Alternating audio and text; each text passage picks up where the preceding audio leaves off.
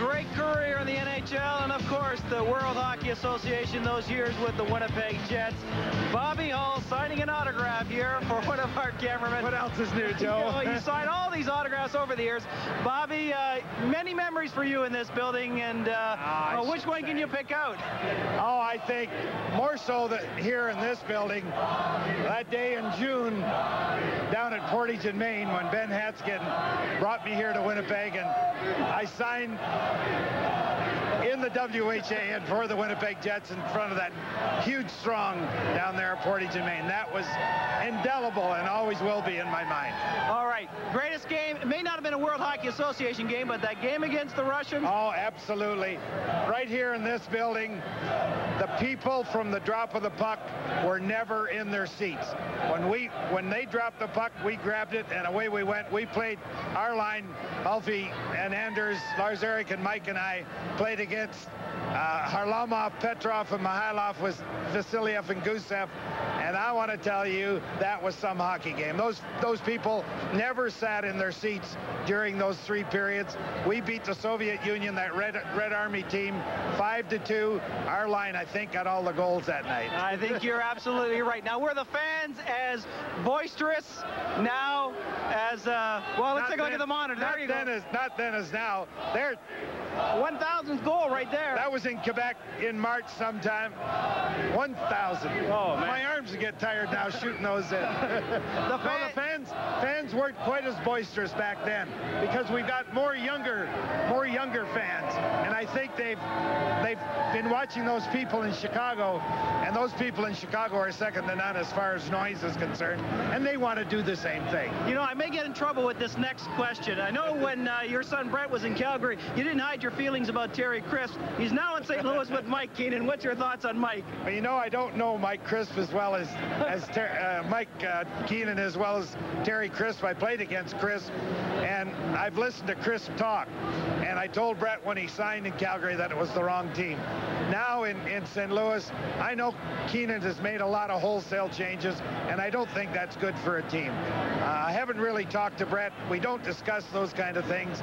He's a big boy, and he knows how to handle these kind of things himself, so I just hope they come out of it for the playoffs. All right. Speaking with Bobby Hull, the greatest of the Winnipeg Jets, the fans, they still love him. Thank you very much. Coming up next on our telecast, Dirt Devil Trivia, a CKND News.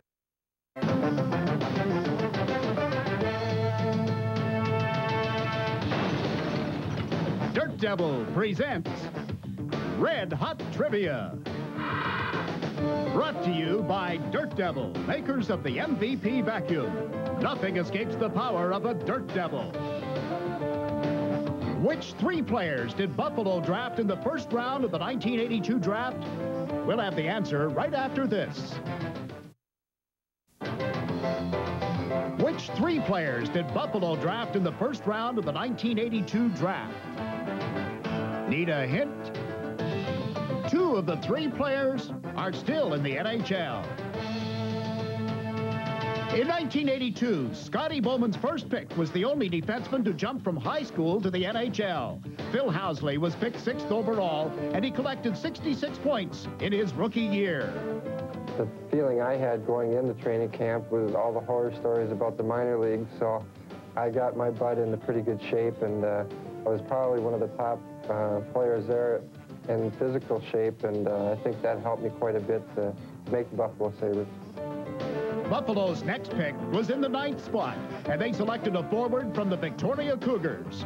Paul Cyr went on to play 9 seasons in the NHL, including 6 seasons with the Sabres.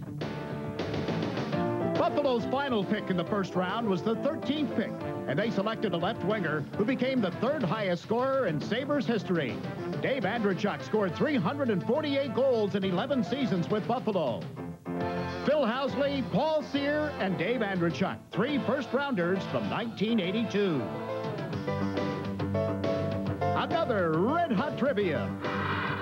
Brought to you by Dirt Devil, makers of the MVP vacuum. Nothing escapes the power of a Dirt Devil. Promotional consideration provided by Optex Binoculars. Superior quality, deluxe features, excellent value. all backed by an industry-leading no-fault warranty. See your retailer today. Let's get you caught up on what is taking place around the National Hockey League, courtesy of MTS. Let's start with those Florida Panthers, who are in a four-way tie for fourth in the Eastern Conference with Montreal, Boston, and Washington. They all have 89 points. They're taking on the Islanders, and that game is tied at 1. Tampa Bay in a battle tonight with the Rangers. They're battling New Jersey for that 8th and final playoff spot in the East. Tampa Bay looking good. Well, they have looked good because they won this one by a score of 3-2, so they're now in sole possession of the 8th and final playoff spot. Detroit, thereafter, their record-setting 61st win, and Paul Coffey's second goal of the game has them ahead of the Blackhawks 4-3 late in the third. All right, this game just getting underway. Calgary and San Jose. The Flames 1 point ahead of the Jets. They're tied with Vancouver. The Flames will play the Canucks tomorrow night to close out the regular season for both teams. And of course, the Anaheim Mighty Ducks hoping for a Jets loss tonight to keep their playoff hopes alive. If the Jets win, then the Ducks will have to hope to overtake Vancouver. Brandon leading Prince Albert 2-1. That is after 2 periods of play. Jets draft pick Dorian Anik has put the Wheat Kings ahead in game 1 of that best of 7. And our score, of course, here tonight, Craig Janney with 2 goals. McIver and Doan have the others. You are up to date on the NHL courtesy of MTS. 20 more minutes to go for the Winnipeg Jets to claim a playoff spot. Tonight, with more on tonight's game, let's go upstairs to Kurt and Ted. Okay, a veteran of a lot of playoff wars, and I'm sure a guy who's been in this situation before, this close to clinching a playoff spot. What's it like in that room right now? Well, the players are saying, guys, we got to play 20 minutes to win this hockey game, and that's what the key is right now, to win the hockey game. I'm a little concerned it doesn't become the Keith Tkachuk show, because they have to play 20 minutes. They outshot LA 16-5 in the second period, which is good, but they got to focus on playing good defensive hockey. Well, that's exactly right. It kind of became that way late in that second period. All the focus was on Keith Tkachuk trying to score that goal. Exactly. If it happens, it happens. He's got another game to get his 50, but they got to play kitty bar the door. They got 2 goals. They got a good goaltender. They got the lead. Just play good defensive hockey now. The next goal, huge. Huge goal, especially was for the LA Kings, because you don't want to put any pressure on the Winnipeg Jets. Winnipeg Jets want to get the next goal, draw the next penalty against LA, see if they can get another goal lead. So we'll be back with the third period in just a moment here on CKND, Winnipeg TV. MOLSON Jets Hockey on CKND is brought to you in part by Reimer Express, Park Pontiac Buick GMC, and by Athletes Wear.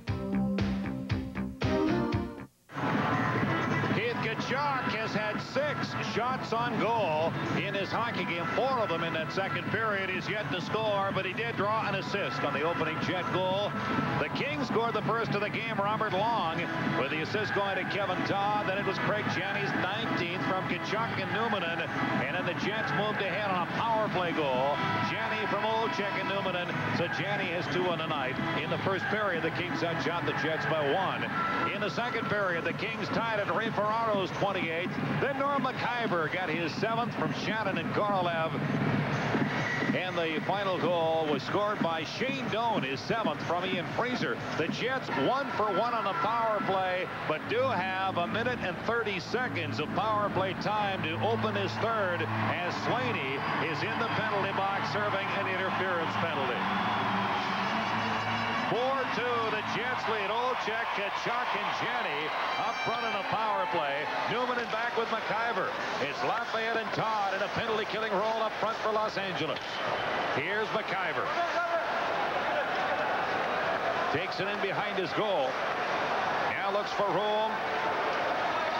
Gets it over to Tkachuk. Tkachuk gains the line. Gets by a check from O'Donnell. Takes it deep. Gets it back to Olczyk. To Numminen. He lets it go. Tkachuk was in front. McIver in behind Janney centers. And that goes all the way back to center ice.